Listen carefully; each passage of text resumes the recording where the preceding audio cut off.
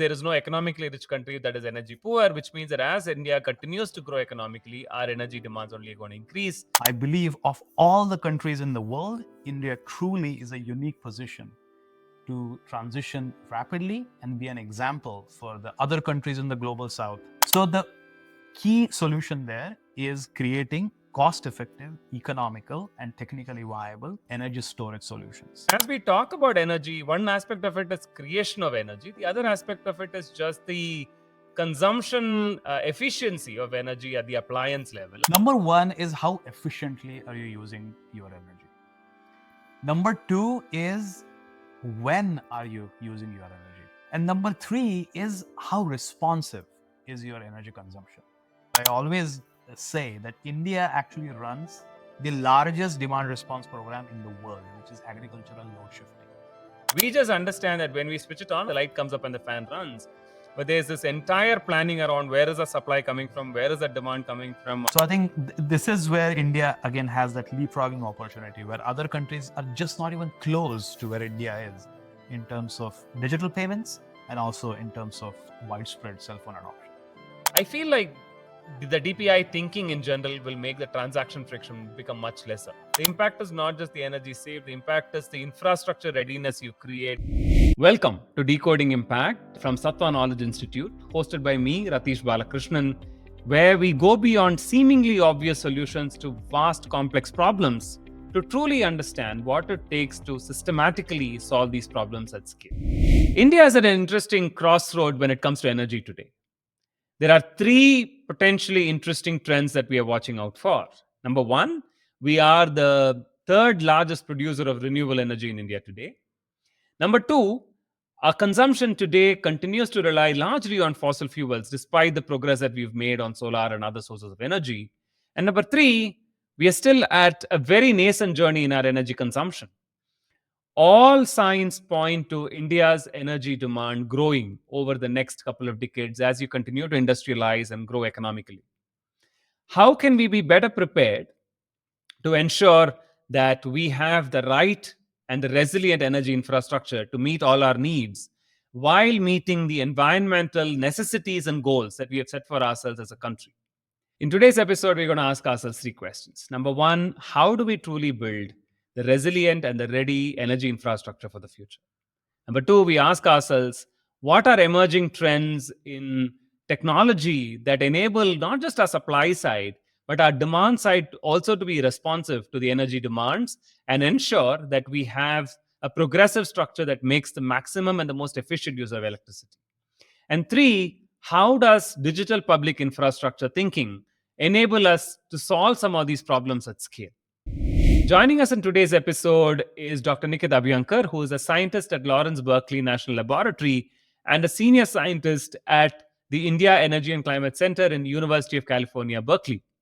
His research areas largely focuses on energy-related issues such as renewable energy, energy access, and incentives for larger and more effective energy consumption. He has a large focus on India, but also on economies such as China, Indonesia, and Vietnam. Nikit, thank you so much for joining us today. Well, thank you so much for having me. I'm really excited to be on this podcast. Excellent. Nikit, I wanted to, before we get on the subject itself, understand a bit more about you. So two questions. One, what's been your energy journey so far? What has got you here? And two, what explains all the guitars in the back? Both excellent questions. First, energy journey in the sense that I call myself more of an interdisciplinary scientist, meaning that I work at the intersection of technology and economics and public policy. So energy, as you would appreciate, is a largely technical aspect, particularly electricity. You need large grids, you need very complex engineering systems, but at the same time, the core of energy sector really lies in the energy markets, how they are structured, and the economics of different energy resources and consumption. And the third dimension that equally affects the energy sector, which is quite different relative to other sectors, is it is also one of the highest regulated sector. The government, the regulatory agencies have a very strong bearing on how energy sector performs, how it behaves, and where it heads. And that is why it is truly an interdisciplinary sector. And I love talking with people from multiple disciplines, applying methodologies and knowledge from multiple disciplines. It's technology, economics, and policy. And the guitar. So, well, in my free time, I love to play music, and I don't get a lot of free time, but whenever I do, I love to just play my guitar, play my keyboard, and hand some tunes. I recently was talking to a set of stakeholders in the energy space, and it struck me also how much energy is intertwined with the economics, and I mean the economic activity in a country. Like it literally powers everything we do. And I'm an engineer myself, so I always thought of energy as a technical topic. But then you realize how much it impacts economics, trade, commerce, any financial activity in general. And this truly multidisciplinary thinking becomes very, very important. And as you also rightly highlighted, for the longest time, government has been the provider of energy, for us at least, And then, I mean, while privatization has happened, so the role of policy becomes even more important as well. And through the podcast today, it'll be great to bring up some of those elements to say, how does growth impact energy consumption itself? Because one of the points that we discussed as well in the introduction is that while India already uses a lot of energy, we still are far below what the global average is in terms of per capita energy consumption. And so, tell us a sense of how do you see energy demand in India grow as we go through this journey as well? So, if you look at the history of the modern world, which is post industrialization, so around last 200 years, give or take, energy truly is the fuel, pun intended, for any economic growth and development across all regions and across all countries. And India has been no exception. Just in the last 50, 60, 70 years since independence, India's energy consumption, and in particular electricity consumption, has been growing pretty rapidly, pretty steadily. And it truly has been a key ingredient of India's success of economic growth. Now, on one hand, you have this need for consuming a lot of energy that is needed for economic growth and development. But at the same time, there are several environmental, there are several economic challenges that India needs to face over the next 40, 50, 60 years going forward. For example, when the industrialized countries develop, mostly in the Western Europe, in Northern America, US, Canada, UK, and so on, uh, essentially 50 or 100 years ago, environmental sustainability of our energy choices was not really in discussion. The science was not developed, and it was never a factor in choosing the energy resources. But the times have changed. Climate change is a reality, and it's not a thing of the future. Climate has already changed, and it is impacting all the countries in the world, particularly in India. So that's why going forward, I think India really needs to achieve a very delicate tightrope walk of choosing three dimensions very wisely. It has to provide enough energy for its population and economic development. At the same time, it has to be extremely mindful of the environmental impact of the energy choices. And third, India has to balance those first two dimensions by providing cost effective and reliable energy to this entire population. Now, I think this is where I truly believe India has a unique opportunity. Because India is expected to grow at least 3 to 4 times in terms of GDP, in terms of electricity demand, energy demand in general over the next 3 to 4 decades. But this is also the first time where clean energy resources are much cheaper than fossil based resources. So, this is a unique time in history where environmental sustainability, economic viability, and technical feasibility of our energy choices are pointing in the same direction. And this is the time where India needs to grow its energy demand. And that is why I believe of all the countries in the world, India truly is a unique position to transition rapidly and be an example for the other countries in the global south as well as global north on how to develop and charting an alternative development pathway. Completely agree. And I know this parallel is often made, Nikit, but for me, it sort of resonates exactly with the way the telephone revolution happened, you know, which is where the entire world had landlines and we had these months and maybe years of waiting time to get our phones. And then the technology for mobile telephony had peaked at the exact time in which India's telephonic revolution happened. And we just switched from not at all having landlines to just directly having mobile phones to today having the world's cheapest data, which means that pretty much most of us don't even care about how much data we're consuming right now because we have these unlimited plans at the cost that is far lower than where the global north is paying for it. And what you're saying is that we are at a similar point in the energy status as well. Would that be a right comparison? 100%, absolutely. And I'll just kind of detail that out by giving you just three numbers. Okay, Please. 25, 500, 900. So 900 are the number of cars per 1,000 people in the US. 500 are the number of cars per 1,000 people in Germany, Japan, France, UK. Some are 450, some are 550, some are 600, but around in and around 500. So these are the countries with some of the most advanced public transportation systems already built out, and they still have around 500 cars owned per 1,000 people. 25 are the number of cars owned per 1,000 people in India. So it really doesn't matter which development pathway India chooses, whether it's a public transport led or a private car led. A massive growth in the private car segment. And you can extend this example for other forms and other sources of energy as well. Same for electricity, same for industrial energy, and so on and so forth. So massive growth in the energy sector is about to happen in India. And this is what we call as the leapfrogging opportunity, where, as you rightly said, instead of going through landline, then to cell phones, you can immediately leapfrog from no phones to cell phones, from fossil dominant grid to a clean grid, clean sources of energy in a matter of 1 or 2 decades. Yeah. I mean, just building on what you said and then moving to the next question. I recently was talking to somebody who said there is no country in the world that's economically rich and energy poor. It just is not possible. So as much as we can ask ourselves whether we need so many cars, the truth is that all rich countries consume a lot of energy, and just preparing for that future, I think, is going to be very, very important. Talk us through this, Nikit, as we go through this journey. And as you rightly highlighted, it's a tightrope walk. I was reading elsewhere as to how in the 70s, the US was building houses that not even were energy efficient, because they said, hey, listen, energy is so abundant that we don't really have to worry about how much our houses will consume energy. So there was this place of abundance that we created this world with, even for fossil fuels. And 50 years later, where we are, or maybe even 40 years later.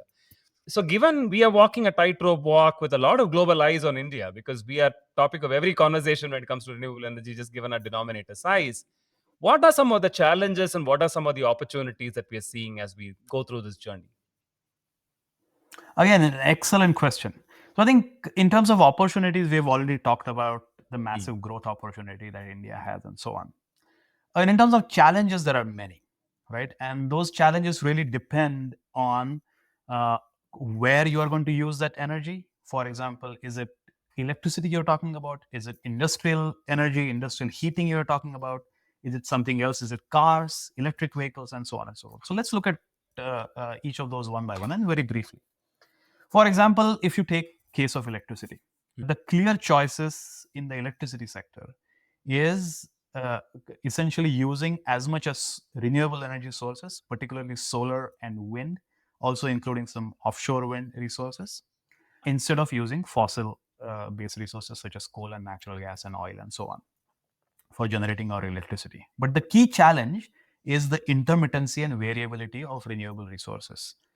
For example, you have solar energy when the sun is in the sky. What happens after 7 p.m. when the sun sets? You don't have any solar energy. That means you need to store that electricity in batteries or some form of energy storage. It could be pumped hydro storage as well, or there are several other non-chemical storage options as well. But essentially, you need to store that energy. The problem with wind, particularly in India, is wind is also highly seasonal. For example, wind largely blows in India in monsoon, June through September. But for the rest 8 months, the wind-based electricity generation is quite low. And whenever it happens, even in monsoon, it is intermittent. It is not fully predictable. So we don't know exactly how much wind electricity I'm going to get. say 24 hours down the line. These are big challenges for electricity grid operation. So the key solution there is creating cost-effective, economical, and technically viable energy storage solutions. So pumped hydro is one indigenous technology that India has really mastered, and that is definitely promising. The other emerging technologies that everybody must have also heard are battery energy storage. We have been using batteries in electric vehicles, in all our household appliances, but now this new lithium-ion battery technology has advanced dramatically. The costs have come down, and I'll be happy to talk a bit more on that later. The production has scaled, and this is truly the time where solar plus energy storage cost is actually comparable or even lower in certain cases than building a new fossil-based electricity generation power plant. And that is why this moment is transformational. So the key challenge in the electricity space is making sure we have cost-effective and technically viable energy storage solution. And we are almost there. Now let's take example of electric cars. The question is the same. Electric cars essentially run on electric batteries. So as the key is making batteries cheaper. Batteries are still significantly more expensive. Electric cars are significantly more expensive than gasoline or diesel-based cars. And that is why there is a huge resistance to customer adoption because of the high initial cost. The other challenge in case of electric cars is providing the charging infrastructure and the charging network. Just as we have petrol pumps everywhere, you really need electric chargers everywhere to charge the cars. And the third challenge is the charging time. I can just fill up my petrol car in 5-10 minutes at most, including the waiting time. But electric cars take at least 1 or 2 hours to fully charge. And that is definitely a problem. So these challenges need to be met. And we are there in the US, in China, in many European countries. Electric cars have already transformed the car market pretty dramatically. For example, in China, nearly 50% of new car sales in China are already electric. So that market has also started changing very rapidly. And the third key energy use is industrial energy use, which is industrial heating, and also the new and emerging industrial energy use, which is data centers. Which is largely AI driven and so on and so forth. So for industrial heating, again, the solutions are not entirely fully commercialized. For example, many industries still use natural gas and oil-based heating. The key solution to that is changing that heating source to electricity and electrify that heating. Again, technology does exist, but it hasn't been fully commercialized. There are several other industrial sectors, such as iron and steel or cement and so on, that necessarily use coal or other fossil fuels as a feedstock. So coal not only provides the source for heat or source of energy, but the carbon in coal or carbon in natural gas is an essential ingredient of making the final product, such as steel. So how do you replace that? You can't just replace that with electricity. So there are several technological solutions. There is green hydrogen and so on.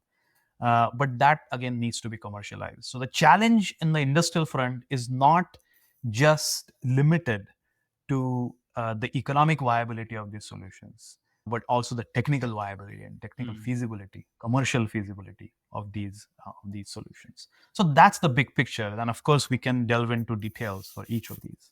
I want to build on that, Nikit, and bring some India context as well, right? As you rightly said, there are tailwinds that are really promising. And like the number of electric two-wheelers that I see on the road now in a city like Bangalore is actually quite a few now. And there are companies like Ather that are thriving. And then we actually on the podcast had people who are working on the charging infrastructure today and reducing the time it takes to charge and making it a business case for a lot of folks. I know electrical bus procurement by governments is growing, for example, and even in the commercial freight space, there have been some interesting investments that are being made on battery swapping, for example, in addition to charging infrastructure, etc. So, and as you rightly highlighted, certain cases technology is actually moved. I mean, in the unit economics is now becoming more viable, at least in the first and second scenario that you talked about. In the industrial space, as I understand from you, maybe the unit economics is still not played out in a manner that businesses can adopt it at scale. So there is technology as just R&D is probably working well. Productization is working well, but commercialization, maybe we are in the path to making it happen. And similarly, customer adoption, certain cases it's probably already working well. Certain cases we maybe have to move a needle a little bit more. But since your focus is on policy as well, Nikit, and specifically in the Indian context, do you feel we have made sufficient strides in the policy environment as well in terms of defining the right approach, the right environment for all of these innovations and economic activity to thrive? I think in the electricity space, yes, definitely. Hmm. So there is the right enabling policy and a regulatory framework at the central level. There is the right policy framework at many state levels, including some of the leading states.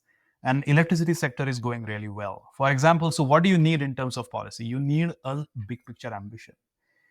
Which the Prime Minister has already provided by committing to 500 gigawatts of renewable capacity by 2030, which is a big goal for a country such as India. Then you need an enabling policy environment where the government essentially sets up some big picture mandates, sets up some big picture tax incentives or other incentives, and that has been set. For example, again, in the electricity sector, what we specifically call as the renewable purchase obligations, where each utility that sells electricity needs to procure a certain fraction of their electricity from renewable or clean sources. That has already been in place at the national level and also in certain key states.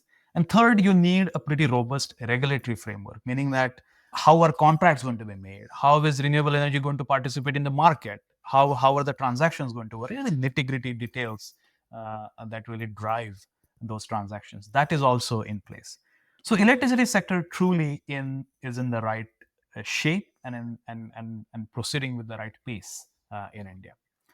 On the transport sector, though, I think, as you rightly said, the unit economics actually does work out. The total cost of ownership of an electric car across all vehicle segments is actually cheaper than the total cost of ownership of a gasoline or a diesel vehicle.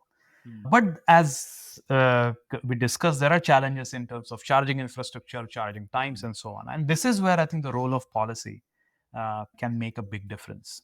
And this is where the government policy has slightly lagged behind. For example, one policy that works really well in the transport sector is what we call as the zero emission vehicle mandates or the ZEV mandates. So meaning that the government requires all vehicle manufacturers to sell at least XYZ% of their new vehicle sales to be electric or to be zero emission. That policy changes the vehicle market pretty dramatically. And that has not happened in India yet. I think charging infrastructure government has set up some kind of requirement for electricity utilities to set up charging infrastructure and so on. And again, the progress has been pretty slow in that. And in the industrial space, again, there is a big picture vision that the government has set up through the National Green Hydrogen Mission and so on and so forth. But again, some concrete on the ground action is also missing to a certain extent, which also can be traced to policy. This is super helpful, Nikit. One question I did want to sort of flag is one of the critical risks that we have with energy in the past is our dependence to other countries, and it is always a geopolitical risk. As we look at the current new environment, are we again getting a geopolitical risk with us depending largely on China and other countries for a lot of our manufacturing and our battery storage and all of those aspects? And from as we talk about government's role from a policy and enabling environment perspective, would love to hear your thoughts there as well. I think that's an extremely important question. And that is definitely a question, particularly in case of the energy sector, needs to be asked and needs to be discussed. So it is true that particularly when it comes to batteries manufacturing, China does dominate the batteries manufacturing at the global scale. Most of the batteries that we currently use in India, and in fact, most other countries in the world, are directly imported from China. To a certain extent, that definitely does expose India to a more geopolitical risk. But I think there are two main differences between batteries or other capital goods versus other sources of energy. Number one is, take example of solar panels or batteries. They're necessarily a capital asset, unlike oil, which is a consumptive good. So once you consume the oil today, you need more oil tomorrow. But once you have your batteries installed, that battery stays with you for the next 10 or 12 years. So the replacement battery would be needed only 12 years later, or 10 years, 15 years later as you use it.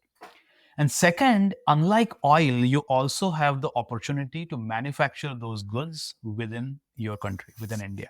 And solar panels is an excellent example of that. For example, India currently has a solar manufacturing capacity of nearly 60 to 70,000 megawatts per year, while India only installs about 30 to 35,000 megawatts per year. So most of the solar panels in India that are manufactured are either used domestically, or India is also a big hub for exporting solar panels to other countries, including the US. And India also has a similar opportunity in the batteries space. Obviously, it is easier said than done. Government has announced this PLI scheme for battery manufacturing, which is extremely helpful. Battery manufacturing also involves several other nuances that need to be taken care of: supply chains, availability of critical minerals, and so on and so forth. That needs to happen over the due course of time, but at least this technology gives you an opportunity to set those up. And I believe, at least at the national level, the government is in the right direction in setting those up. Excellent. I want to play the way I see the entire stack play up, Nikit. I think at the fundamental level, there is the sources of energy and energy creation, which is really where solar and all of that investment, the panel investments that we talked about, make sense. The second layer is the storage layer, which is where are you going to store the energy, the quality of batteries, and even the circularity of batteries, which we haven't spoken about, but as a very, very crucial element. The third is the vehicles that, or the infrastructure that sort of uses this energy to create value, which is where transportation is. But I also think there is a fourth layer, which is the appliance layer today, which is really, I mean, and I was reading recently that even without, without us noticing, our fridges, our air conditioners, etc., are far more energy efficient today than they were even 15, 20 years ago.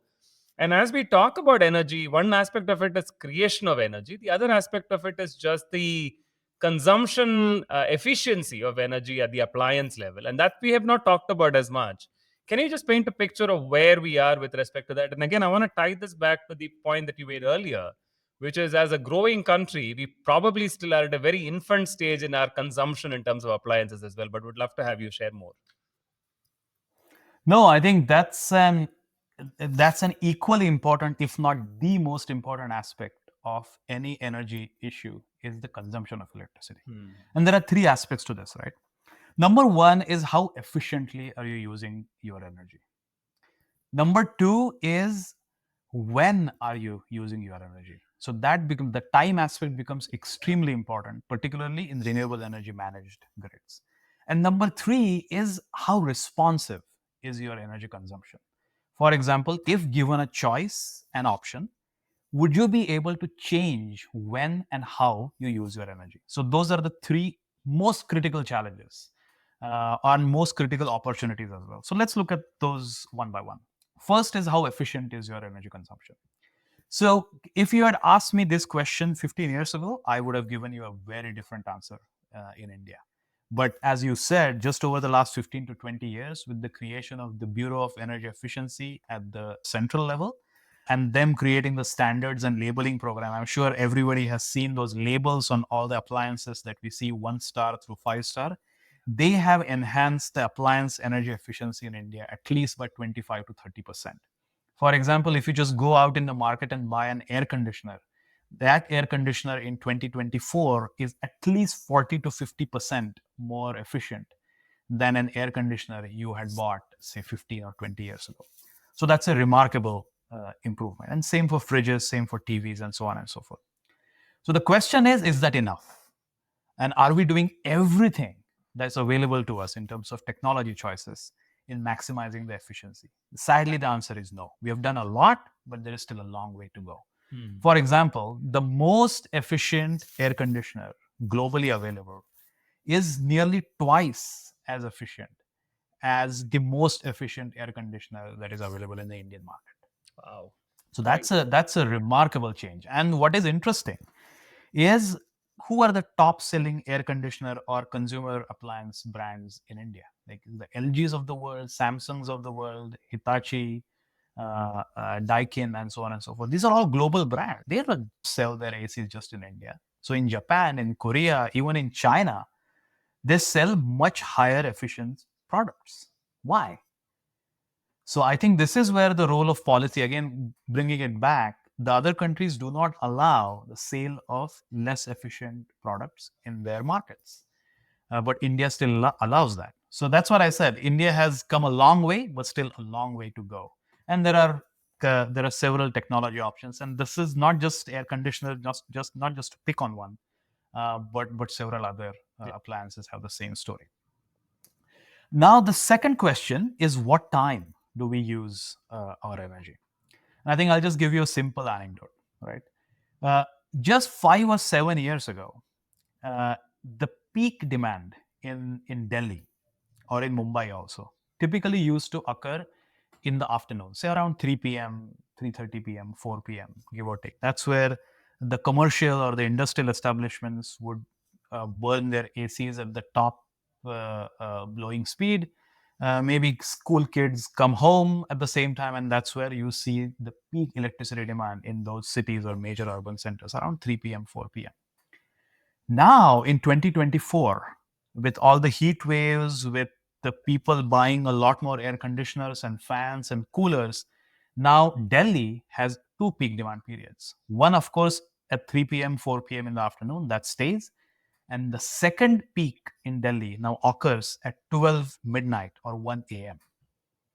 Now, this raises several challenges. Challenge number one is, especially if we are going towards a more solar heavy grid, a renewable heavy grid, 3 p.m., 4 p.m. electricity demand, solar energy can meet generally easily because that's when you have the most amount of solar energy available. How are you going to meet 1 a.m. demand? So you will necessarily have to depend on fossil fuel sources or cheap energy storage sources to meet that demand. And same is true for industrial consumption, same is true for agricultural consumption. Most of those demands occur at night.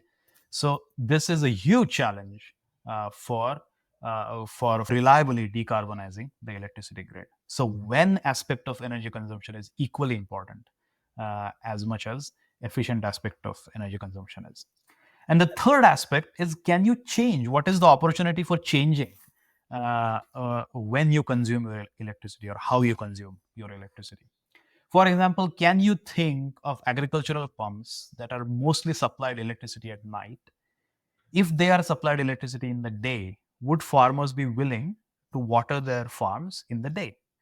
And the answer actually happens to be yes. For example, we've kind of touched upon some demand response programs and so on and so forth. I always say that India actually runs the largest demand response program in the world, which is agricultural load shifting. Many states in India, Maharashtra, Gujarat, Karnataka, Tamil Nadu, some of the biggest states, supply electricity to farmers during solar hours, which otherwise was supplied at night. And they have shifted nearly 20 to 30 gigawatts, 20 to 30,000 megawatts of agricultural pumping load from nighttime, which used to be exclusively powered by coal-fired electricity, to daytime, which is now exclusively powered by solar electricity. This is a huge change and has deep implications on how electricity demand also will be operated and will evolve over time. And one can also imagine such kind of demand response programs for finer time durations as well. So, for example, if I have a super peak event just for 15 minutes or 30 minutes, can I just change the way that 30-minute demand is consumed? I mean, maybe, maybe not, but it's definitely worth a shot.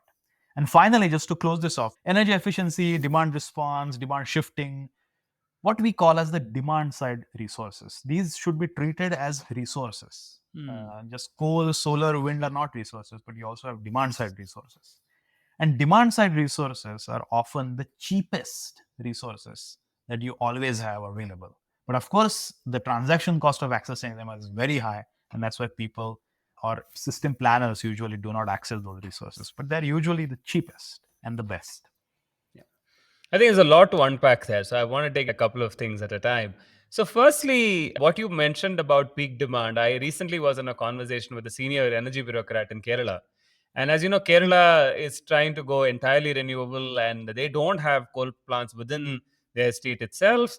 And they've largely been able to grow, I mean, have a lot of their solar power come in. But what one of the things he highlighted is these peak demand scenarios, and even the decisions and the behaviors they want to drive in terms of electricity consumption is based on, hey, when is the peak demand coming? And because every time peak demand hits, they have to buy coal and fossil fuel electricity. And so you're absolutely right. We don't often think about it because we always think of energy consumption units, like how do I consume energy?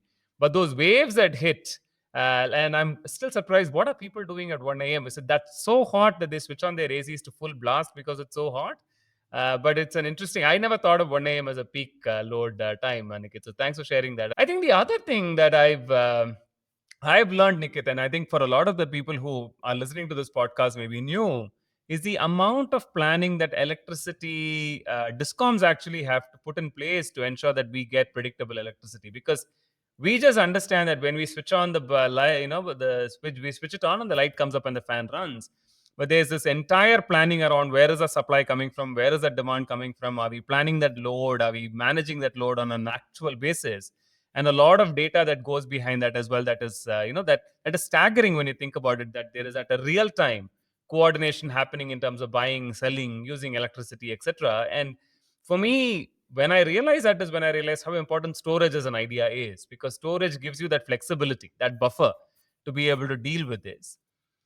You use the word demand response, Nikit, and it's not a word a lot of people understand. Maybe for a layman, if you could just explain what demand response is, like what does that actually mean? In the traditional electricity system, the way traditional electricity system works is people consume electricity, so there is a demand curve. Hmm. So there is a set. So 9 a.m. you usually consume 1,000 megawatts. 12 p.m. you consume 2,000 megawatts, and so on and so forth. And you can just plot it for 24 hours, and that becomes your demand curve. So you should choose your supply side resources. You should choose your electricity supply, electricity production that follows your demand. The demand response is exactly flips that equation. You make your demand responsive. So your demand follows the supply. And this is a very important change in thinking that most electricity planners, discoms, and traditional thinkers do not want to do. Instead of supply following the demand, you have demand that follows supply. Of course, there are limitations to it and so on and so forth, but that usually happens to be the cheapest form of meeting your electricity demand.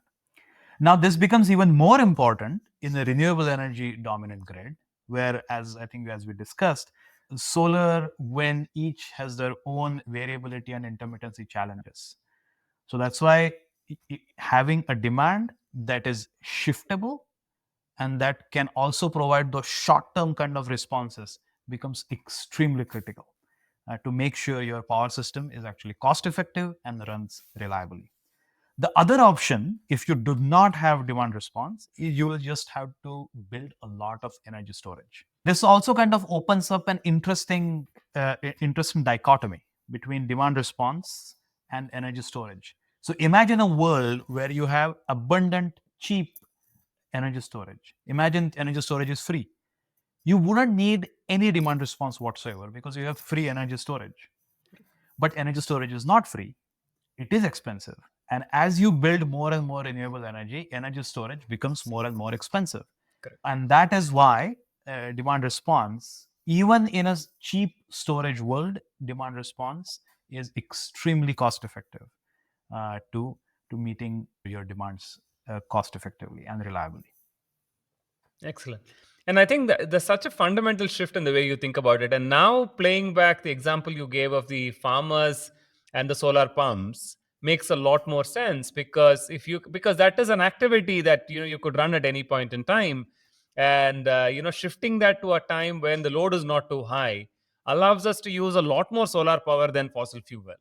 Another example that strikes me, Nikit, as we speak about it, is just EV charging, because it's another example where maybe there are better incentives to enable people to say, hey, if you charge at this time, I don't know if it's possible, but your charging cost can come down or provide some incentive, because you can charge your car at any point in time, irrespective of when you're driving, right? Is that a relevant scenario for demand response as well? That is an 100% relevant scenario for demand response. Having said that, there are also limitations, Hmm. because especially when you talk about people like you and me, private car owners or vehicle owners, we also have a lot of range anxiety. When Hmm. I come back home from office, I want to make sure if my car is at 25-30% charge, I want to charge it to the fullest possible so that in case I need it, I have full charge in my car. So Right. that range anxiety is real. So there is very limited kind of demand response behavior that you might get from private Hmm. drivers, such as you and me. But I think this is again where India has a unique advantage. In the US, for example, 70% of all the oil consumption in vehicles happens from private cars, and only 30% happens from trucks or commercial vehicles. In India, the equation is exactly opposite. Hmm. Only 30% of our oil consumption happens from private vehicles, which includes two wheelers, which includes some three wheelers, which includes cars, and so on and so forth. And nearly 60 to 70% of the oil consumption happens through commercial vehicles. And commercial vehicles, electricity cost, the charging cost, running cost, operational cost matters a lot than a private car driver. And if you have, and this is where the charging infrastructure, fast charging becomes also critical. For example, take example of trucks. And if you have long distance electric trucks going from one city to another, say going from Mumbai to Delhi, that's a 15 to say 20-hour journey. So in that 20-hour journey, the truck can realistically just stop for 1 or 2 hours, opportunistically charge the battery, and move on for the onward journey. If that means charging cost is going to reduce by 50%, that means a 50% reduction in their operational cost. That matters a lot to commercial Of vehicles. course. And this is where demand response could be immensely helpful in case of India. I'm not too hopeful on it. I mean, just being very honest, for private car operators, even Hmm. for example, from for bus operators, because they have to run the bus in the day. So there is only limited opportunity that they can schedule their charging. But trucks, yes, they can.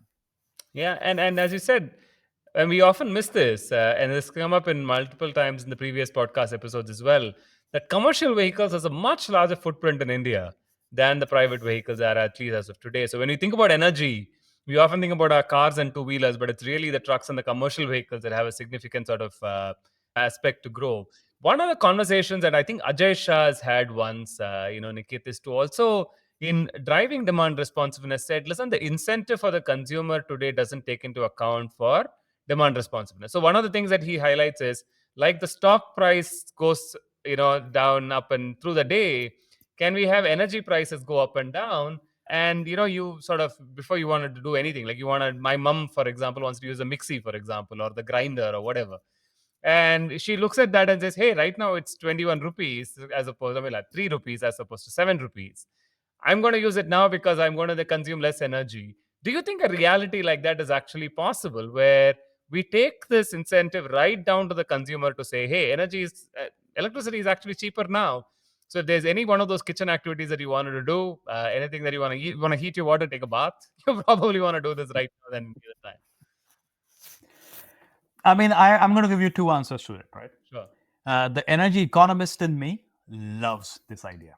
Right. So this is the true marginal cost pricing, the real time pricing, whatever the real time price of electricity gets reflected in what the consumer is actually consuming, and that's how you manage consumption. I absolutely love it. That's the most efficient way of pricing. Having said that, it is not feasible. It is not feasible at the political level. It is not feasible for several social reasons. For example, if the electricity price is significantly expensive at that hour, say 10 rupees, 12 rupees, 15 rupees per kilowatt hour, it does happen in the grid if there is a lot of demand. Then this type of electricity pricing is necessarily regressive. It hurts poor the most. than it hurts the rich. So it is also socially and morally may not be acceptable, politically not feasible, and also technically significantly challenging. That also means that everybody has access to smart meters, those smart meters are working right, and so on and so forth. Instead, though, what might potentially work is a direct appliance demand response, a third party appliance demand response.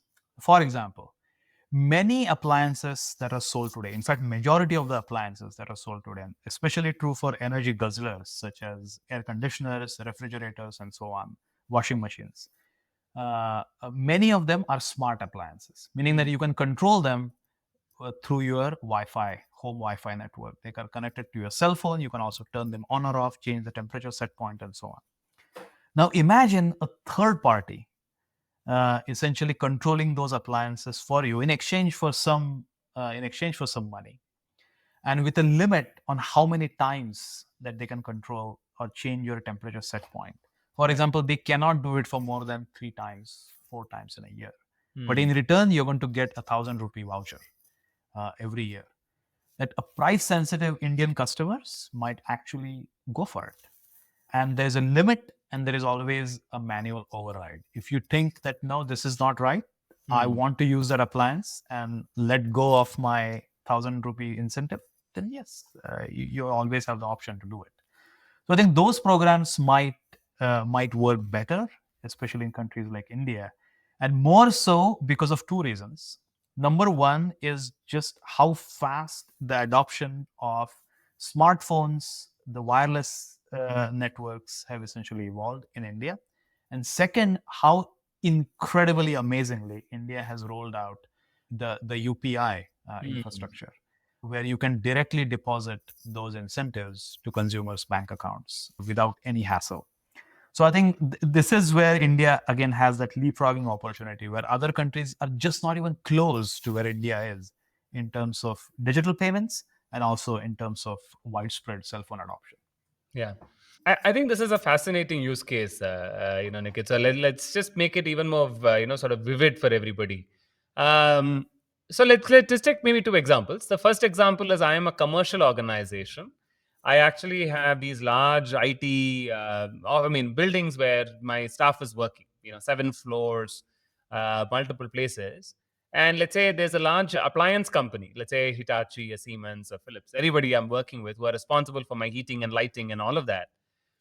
Potentially, they can build smart appliances that are able to work with the discoms in saying that, hey, right now there's high energy demand, and like you said, 3 to 4 times a year, or in an acceptable SLA that I, as an owner of this premise, along with my third party appliance company, agree, can then regulate my energy consumption accordingly, even if it's by a few degrees for an AC, or even if it means a certain lumens for my light, which can have a significant impact in aggregate in terms of my own energy bill, number one, because I pay lesser, and in terms of the demand on the grid. Is that the imagination? Absolutely, that is definitely the imagination. And usually, the what is not entirely understood in many of these discussions is the benefits are far greater than how much energy you actually save. Right? For example, if you are only changing your AC set point, or say for a simpler example, if you just turn your AC off, and if you are only turning your AC off for 1 hour, but you are running it for 2,000 hours in a year, that's not even in the second decimal point in terms of Correct. energy saving and the bill saving. Correct. But that can still generate a significant benefit for you. How? By creating a significant benefit in terms of avoided capacity. So the grid is planned, and an electricity grid is built to meet two constraints. Constraint number one is meeting all your energy needs, but also constraint number two is meeting the peak load on the system reliably. And that peak load usually occurs, depending on which setting you are in, peak load usually occurs for literally 100 hours in a year. So you build all that capacity. So there are in total 8,760 hours. So let's call it 8,000 hours in a year. Out of those 8,000 hours, the peak load occurs only for 100 hours, and the entire system is built to meet the demand reliably for those 100 hours. And so that's why if you just look at shaving off your peak demand for those 100 hours, that results in immense benefits in terms of avoided investment in building those big transmission line, big generators. And then, I mean, obviously, I'm oversimplifying things here, but I think that's the idea. And that's why even with that short duration demand response, you can still generate uh, enormous savings for the grid, for the utility, and also for yourself. And this also translates to bill savings, especially for the commercial and industrial consumers, because many times those consumers have two types of charges. One is just the normal energy charge, meaning that how much kilowatt hours, how many units of electricity you consumed. And second is what was your maximum demand, is how much did you draw instantaneously from the grid in kilowatts or in megawatts. So with these short duration demand responses or third party demand response programs can also reduce their fixed demand charges that can result in substantial bill savings from them as well. Great. You touched about UPI, Nikit, and I want to come to the DPI conversation overall. But I think we've covered a lot of ground. So let me quickly summarize what we've spoken of so far, so that people are able to stay with us as we go through the DPI part. Firstly, I think you made an extremely important point around where is India today with respect to our consumption curves. 900 cars per 1,000 people in America, 25 cars per 1,000 people in India. And like we discussed, there is no economically rich country that is energy poor, which means that as India continues to grow economically, our energy demands only going to increase. You laid out very clearly across transport, battery, and electricity, etc. What has been the progress that we've made technologically? What's been the policy-related environment that is enabled it? What is the level of commercialization that we are seeing today, and where is it from an unit economics point of view? And what has to shift as well. And I think that was a very important conversation. And we then subsequently shifted to saying, okay, across the four levers, which is generating electricity, storing electricity, providing electricity to consuming, we sort of doubled down on the consumption part and talked about how, and you said a very important thing, that there are a lot more active levers at play at the demand side, at the appliance side, rather than just at the supply side. And we talked about demand responsiveness to say, rather than looking at where the demand is and the supply sort of following that, you look at where the supply is and ensure that your demand follows that. And like you talked about, the world's largest demand responsiveness program is what we did in agriculture to move from fossil fuel based charging of the pumps to solar pumps, which essentially is just done by shifting the time in which the solar pump is charged.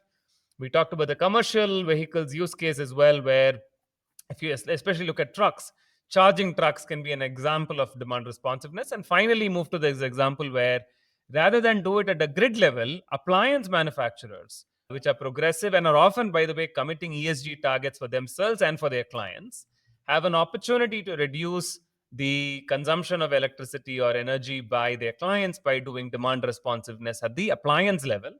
And I think for me, and this I had never thought of, the impact is not just the energy saved. The impact is the infrastructure readiness you create, because you're literally planning for the 100 hours out of 8,000 hours for which you need maximum electricity. And if you can reduce it, investments in energy infrastructure and then O&M and all of that cost subsequently starts to come down. And this is massive. And I think just being able to understand the need for demand responsiveness as a paradigm in the way we think of electricity becomes very, very clear. Now, I want to come to DPI, Nikit. And I think one part of the DPI story is the UPI story, because payments become instantaneous, the recognition, all of that identification. The second part of the DPI, and that's something we've touched upon in this also, is the DPI conversations that are emerging in the energy space. Satwa itself has been working on the unified energy interface with a few key stakeholders. We've been talking to a few players as well. How do you see the DPI story translate to the energy conversation? And what are the possibilities that you see there as well? I think the possibilities are immense. We already talked about a few use cases such as EV charging, such as these appliance demand response programs.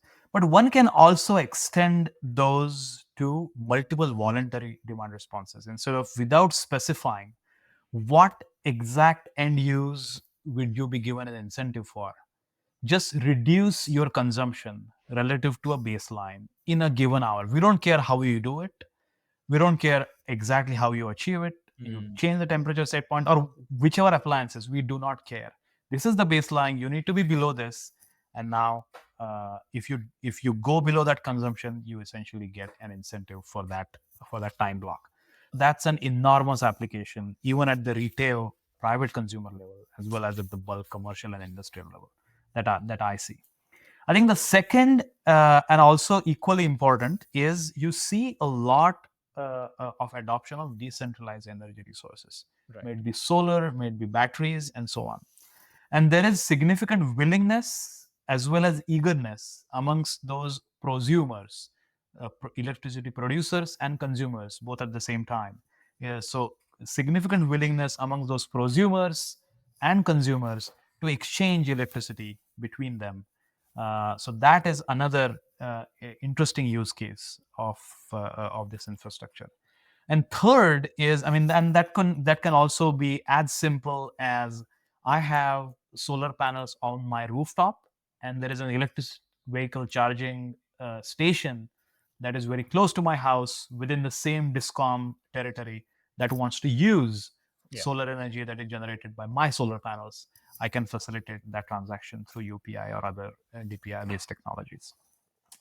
And the other kind of big picture use case on that is also use of this DPI in wholesale market settlements. Now, one can also envision the same thing happening at the national scale, where a consumer in Jharkhand is buying electricity from a producer in Rajasthan, and those transactions getting settled at the UPI or DPI level. Yeah. And I think just building on what you're saying, one is the payments layer, which I think completely makes sense. But I think as this idea of prosumers emerges, we just have a far more decentralized set of sources of energy and needs for energy, and trying to find ways of connecting that demand and supply in a way that is incentive aligned for both of them.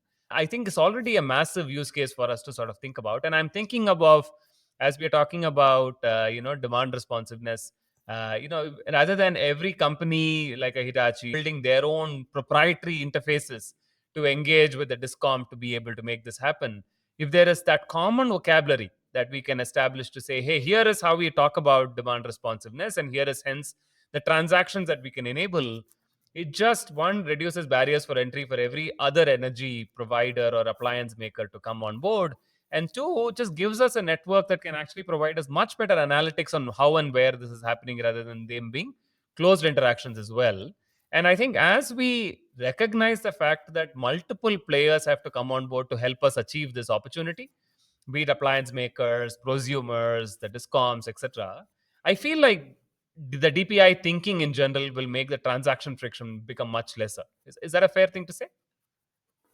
Absolutely, 100%. And just throw in a layer of several kind of ESG and other targets that some of the big private sector has laid up, and throw in on top some of the import restrictions that European Union and some of the other countries have put in through, say, carbon border adjustment tariffs and CBAM, and they have to do it, and so on. So that's definitely an incredible opportunity, very, very well laid out. Excellent. Nikit, I think one last question from my side. Like Charles Dickens says, right? This is the moment of immense promise and great risk in some form. I'm paraphrasing him clearly. But as you see this, what are some things in your wish list that you wish happens in India that takes us well through this tightrope walk that we outlined right in the beginning? So let me break this down. You would have kind of figured out by now.